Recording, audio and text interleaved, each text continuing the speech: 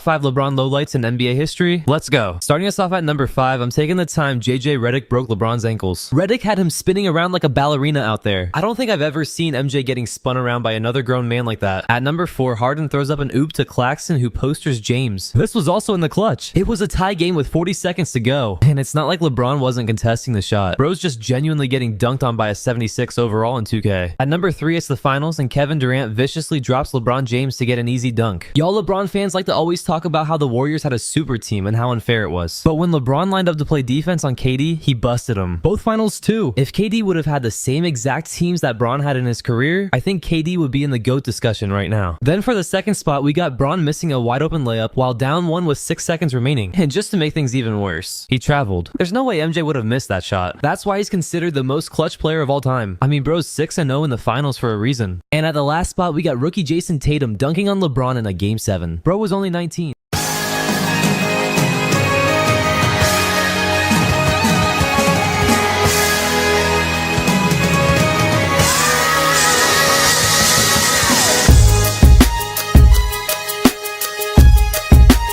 Don't ever underestimate the heart of a champion.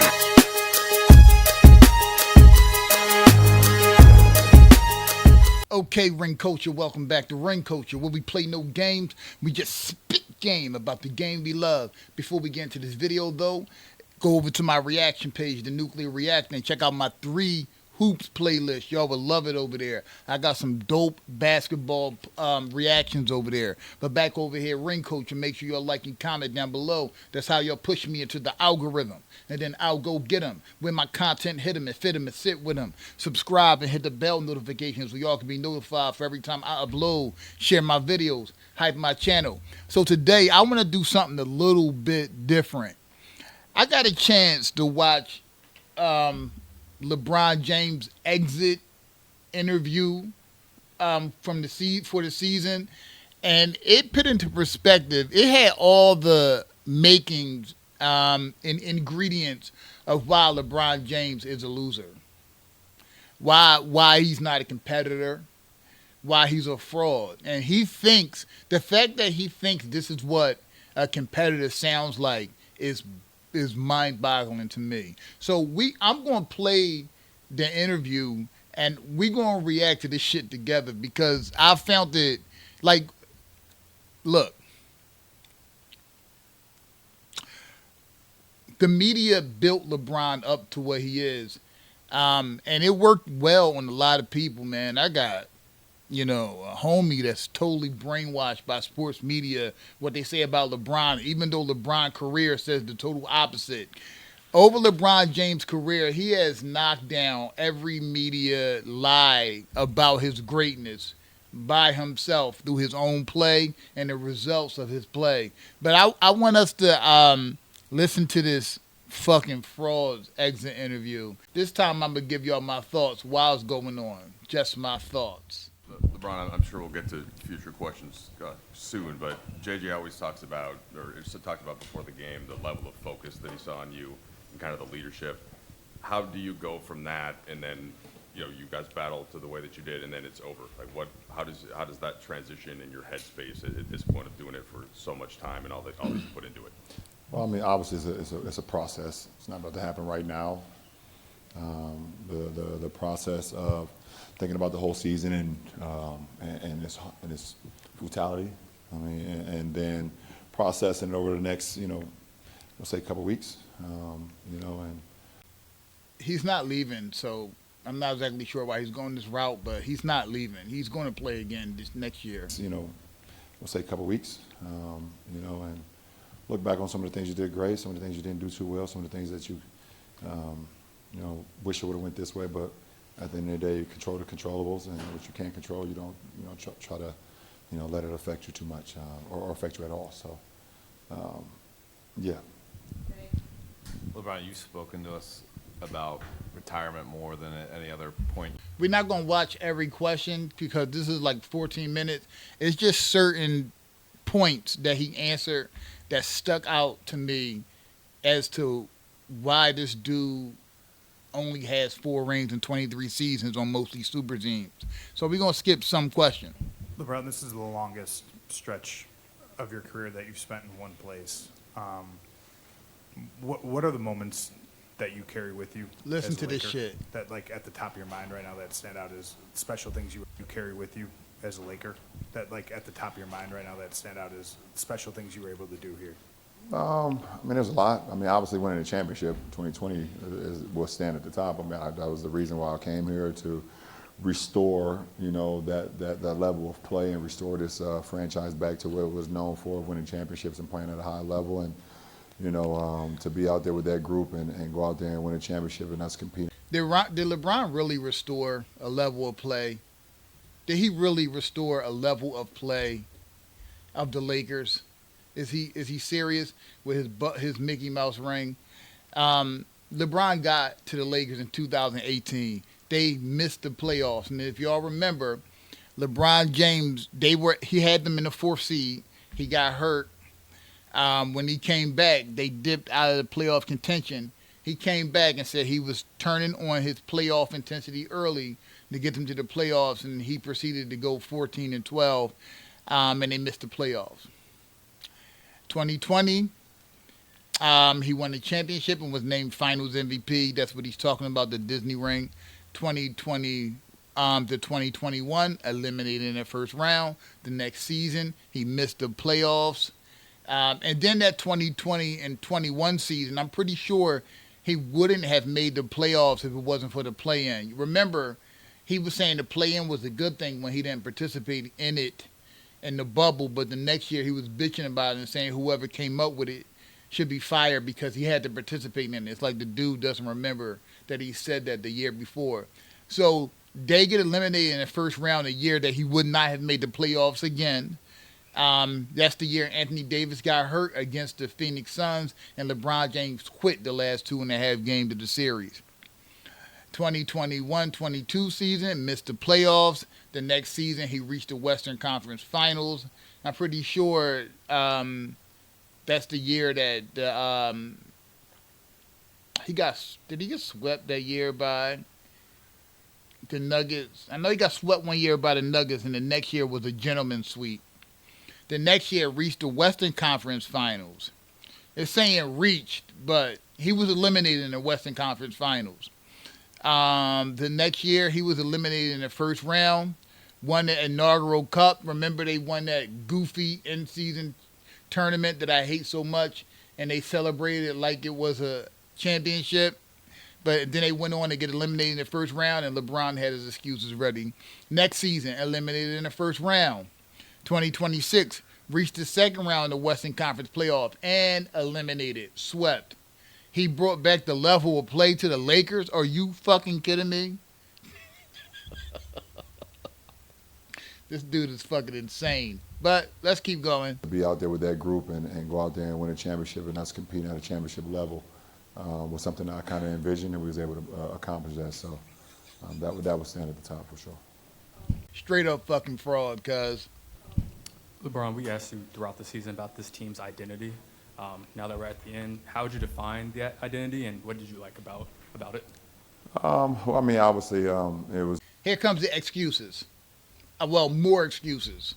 Well, I mean, obviously, it was so many different seasons in one season with our ball club, and obviously injuries played a big part of it. But as far as our identity, I thought we were super resilient, and whatever that happened, either if it was me at the beginning of the season, or if it was AR going down, or if it was Luka going down, or reshaping lineups and guys stepping up and playing, we stayed resilient. And for our group to have the moment that we had when Luka goes down, with the hamstring, and then AR goes down with the oblique, and we staring down the barrel of a playoff series, versus Houston, and I thought our guys just responded and was super resilient for us to. Win that series was big time for the group that was possessed to go out there. So I would say resilient. I think that was the number one thing for that ball club, for our ball club this year. His teammates was resilient. The problem is their leader is a fraud, which is what happens normally in just about every single season that LeBron plays in the NBA. The number one thing for that ball club, for our ball club this year. LeBron, we just spoke to Austin a few minutes ago, and when he was asked about potentially playing with you beyond this year, he said it would quote unquote mean the world to him. How have you seen Austin grow since as he put it, you took him under his wing when he got here? How have you seen him grow since he's been here and now that he's going to be on the market for potentially a lot of money? Well, that last part has nothing to do with me. Isn't it funny that out of nowhere, LaFraud agent pops up with a podcast after LeBron is not playing, after LeBron is being outplayed by his teammates, his agent pops up with a podcast and starts suggesting that Austin Reaves comes off the bench or be traded. That's just a coincidence, right? Obviously, they asked LeBron about it, and he said that's what he said. He knows how I feel about him. Come on, bro. His LeBron James agent, who is his friend, just happened to be talking about his biggest client and his friend's team, a guy that's overshining his friend and his number one client. He should come off the bench and be traded. Like, I mean, I know LeBron thinks we are that stupid, but his ball boys are the only ones that stupid. Nobody else is. Come on, man. Listen, him and his team will handle that situation. But, just seeing, AR grow over, 5 years, there's been nothing short of amazing. I mean, he's a hard worker. He loves the game. He wants to get better, and he's not afraid of constructive criticism, and I kind of knew that from the beginning. I saw the talent, but I also saw that he was willing to put the work in and willing to, he wasn't afraid of the moment. You know who is afraid of the moment? Okay. He wasn't afraid of the moment. So to see where he is today is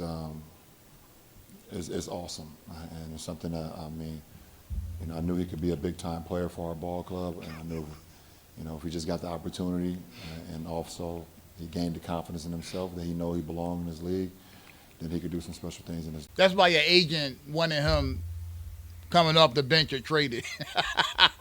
He belonged in this league, then he could do some special things in this league, and he's obviously showed up. LeBron, in year 23, how different did this feel walking off the court, not knowing what the future holds for you? This question right here that they asked LeBron, his answer is so blaringly, it's so blaring, and it's so telling as to why this guy is not a winner, why he does not have more championships, and why he is a fucking fraud. Just listen to his answer, and y'all tell me what y'all hear. Walking off the court, not knowing what the future holds for you versus past years when we knew you were coming back to play? I don't know. I guess when you get like over 40, you start forgetting shit that happened. So I don't even remember many of the last times walking off the court. He get his ass whipped so much he can't even remember all of them. For many of the last times walking off the court, but listen, like I said, I left everything I could out on the floor. I control what I can control, and I can leave the floor saying like shit. Even though I hate losing, obviously, but I was. First of all, LeBron seems to forget that we can actually see him. He said that he left everything out on the floor. That is telling, because we've watched LeBron out there on the court several times, still, even in these games. There was one sequence where LeBron missed a layup. He hung his head because he sulks on the court, and then he bitches and complains at his teammates and the refs. Well, he missed the layup. He sulks. He does not get back on defense. We can all see that. The sequence where I think OKC missed the shot. He's already down the court, so his teammates throw the ball to him down the court for a cherry pick layup. He left it all out on the court. He controlled what he can control. Exactly. LeBron James controls himself to the point where he bitches and moans at his teammates. He shows no intensity. Look, when LeBron's scoring, it's not even really that impactful. When he scores, he's just getting points. You know what I'm saying? We already know that NBA game now is like at like 110, 120 a night or somewhere around there.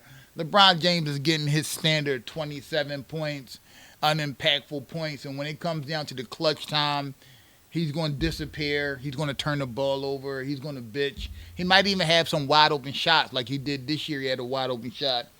Well, he had the ball in his hand with the game on the line, and he missed the shot. It's LeBron, and Dort is there. 9-second difference, game clock, shot clock.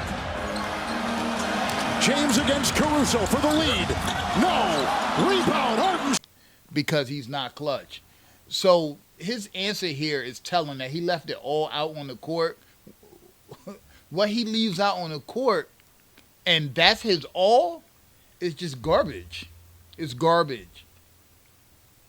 LeBron James has no intensity. Why is he still playing at 23? And why the fuck does he have such a nonchalant attitude of winning? Like, if your attitude for winning is this nonchalant and you're in year 23, why the fuck are you still out there? You know what I'm saying? I control what I can control, and Wasn't me. I can leave the floor saying like shit. I mean, even though I hate losing, obviously, but He hates losing. I was locked in on what we needed to do. Sure.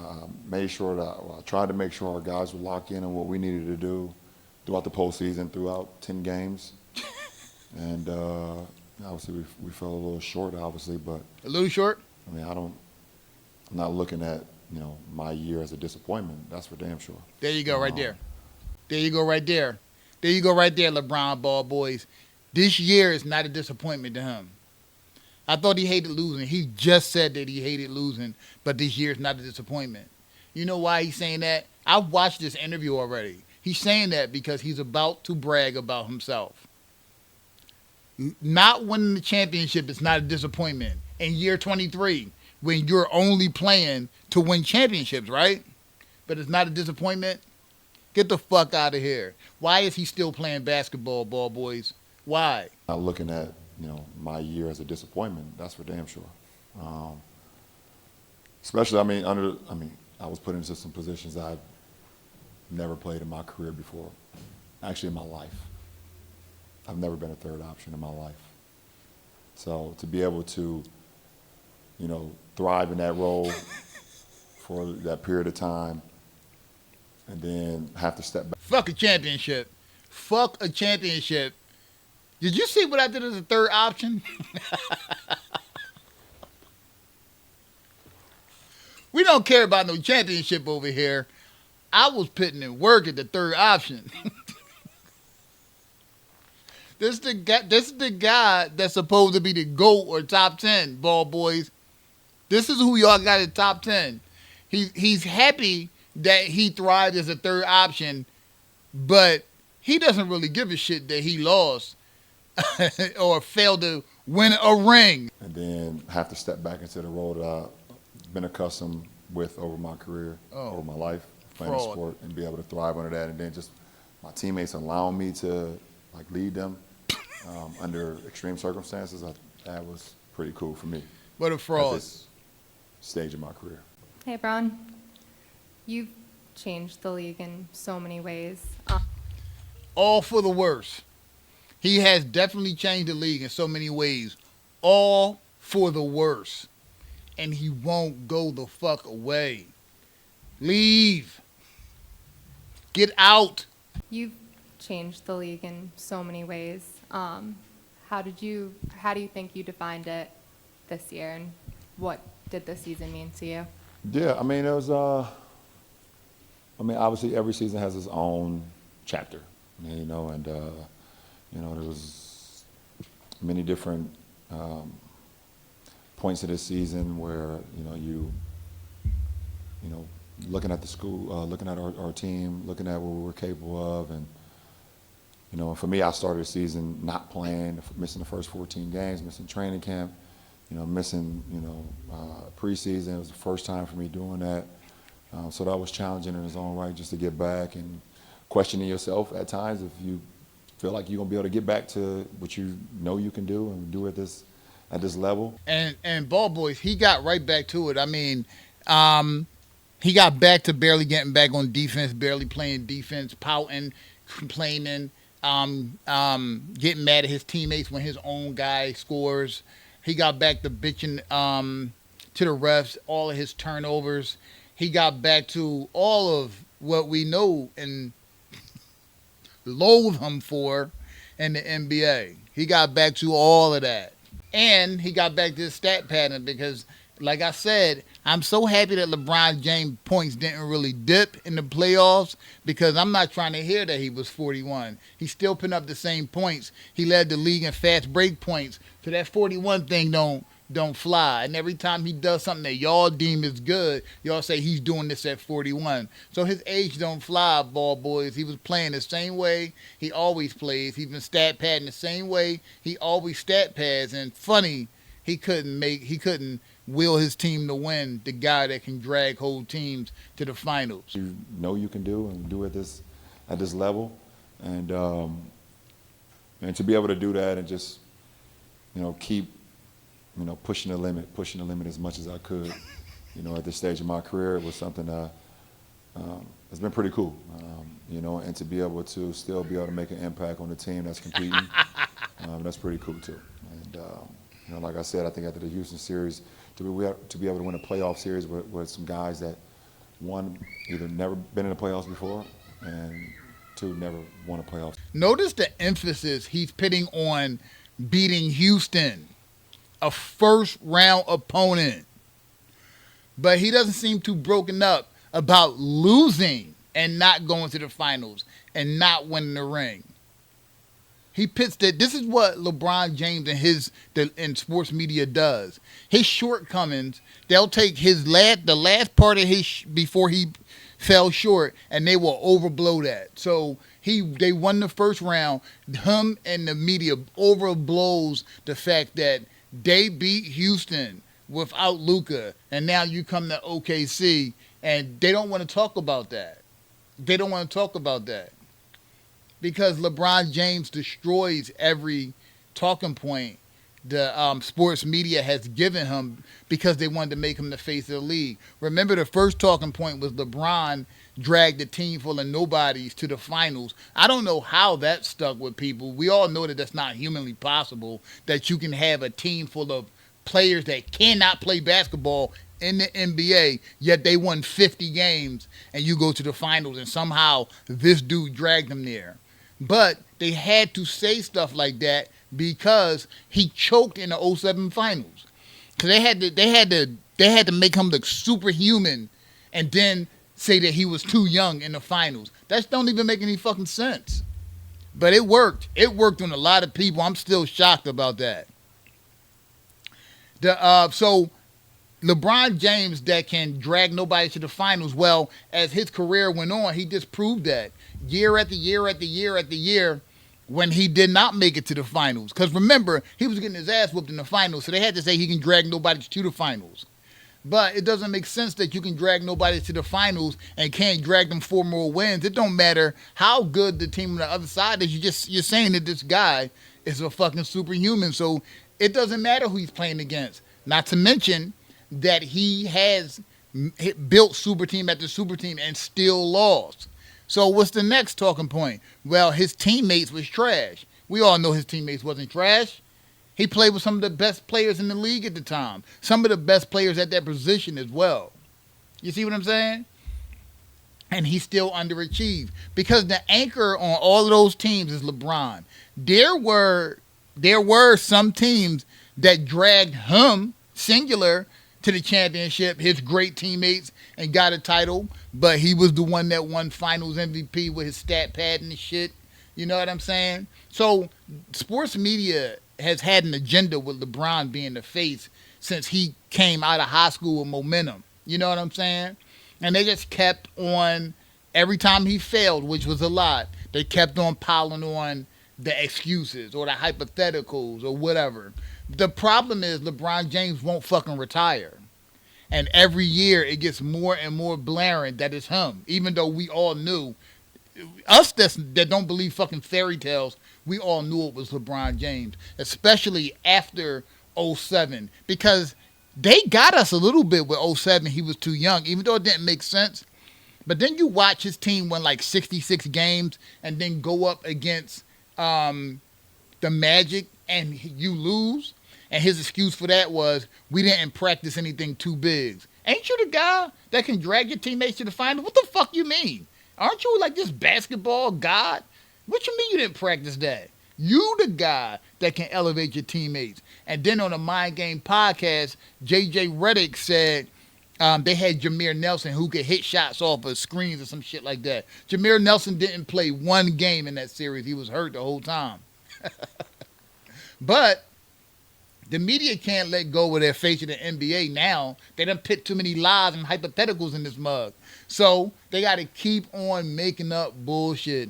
Oh, they moved the goalposts. LeBron never been swept. He never went out in the first round. You know what I'm saying? MJ did until he started going out in the first round a bunch of times.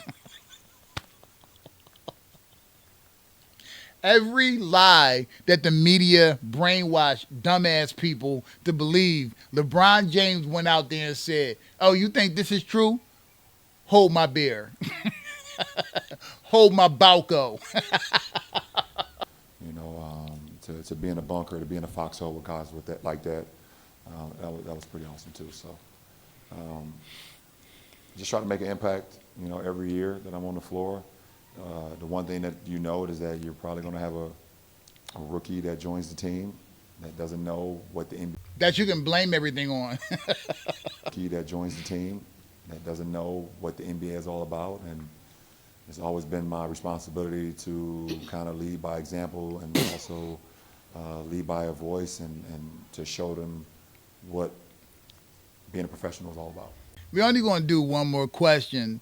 But y'all getting the gist of why this dude is such a fucking loser and why the NBA, to me, made a mistake making this guy the face of the league. We're going to go one more. It was one more I heard, and I was like, this dude is out of his fucking mind, bruh.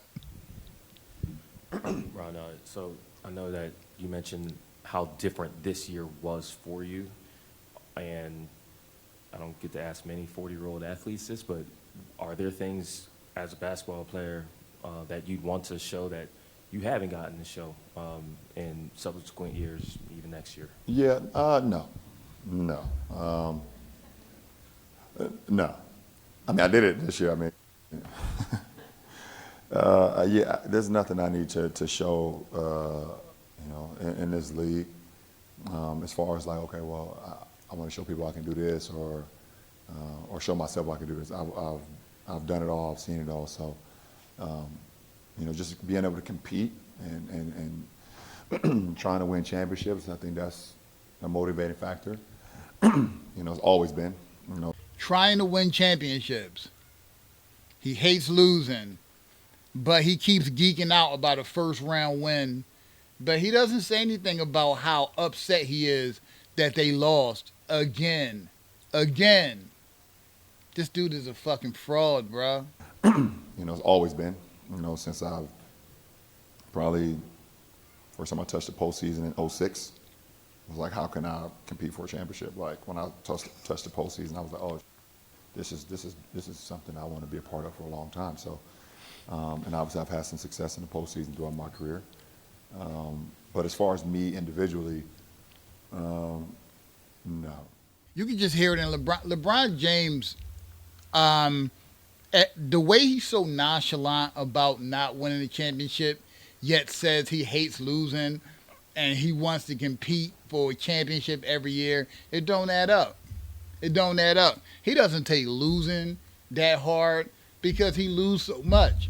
LeBron James has been thrust into being the media GOAT by sports media, and they made him a lot of fucking money, bruh. By sports media building him up in this unrealistic Superman fashion, they made him a lot of fucking money. Because LeBron James clearly is not that dude. And if he did not form super team playing with some of the best players in the league, dragging his unclutch ass to the finals and getting him a championship, he probably wouldn't even have a ring. You know what I'm saying? The fact that we see how easy it, like I will always be shocked at how easily some people are programmed by media, because the sports media program people to believe shit that's not true. You can show, I mean, if you want to prove that LeBron James is not that guy, you'll just show the results of his career to someone. But his ball boys don't believe that shit. They got every excuse in the book. And if they can't make an excuse up about him, they'll say, did Jordan do this? Or did Wilt Chamberlain do this? I'm not talking about Jordan. I'm not talking about Wilt Chamberlain. I'm talking about this dude. I'm talking about his career. Why is it like this? Why the fuck is his career like this? Why does he lose so much? Why does he always seek out the best players in the league and still get his ass whooped so much? Why? Why? We can watch him on the court. Why can he barely dribble? Why does he turn the ball over so much? Why is he barely playing defense? Why is he bitching at the referees? Why is he missing all of these easy layups and clutch shots? Why is he disappearing in the clutch? Why? Why is he doing this? Why is he so terrible from mid-range? Why is he a bulldozer? He seemingly has no bag. Why? Is LeBron James a great player? I've conceded that he's a great player, but he just, to me, he's not nearly as great as sports media made him out to be. I mean, he was, at least when he was younger, he was an athletic freak. So sports media could show some of his high-flying exploits while they were making excuses for another ass-whooping that he took. You know what I'm saying? I mean, the way dudes talk about this dude is absolutely insane, and it is it's weird. It's weirdo shit. And they talking about a basketball player, and it's based all on lies. Nothing that is actually his actual career. I don't know. I just thought that interview was fucking weird, and I thought the interview, to me, demonstrated exactly why LeBron James only has 4 rings and 23 seasons and counting, because he's coming back next year on mostly super teams. Why is he still playing basketball if he takes losing this nonchalant? He said he hates losing, and he come to compete for championships every year. He's competing for championships. Yet he takes losing so nonchalant. Why? Why is he still playing? I mean, it's beyond me. But anyway, y'all let me know what y'all think down below. What was the weirdest part? Or what was the answer or something LeBron said in this press conference that showed to y'all that LeBron James has never been that dude? He's not a competitor. He's not even close to being a competitor. You know what I'm saying? But always remember, we are ring culture, because the whole point of the culture is to win rings for the culture. I love y'all. Peace.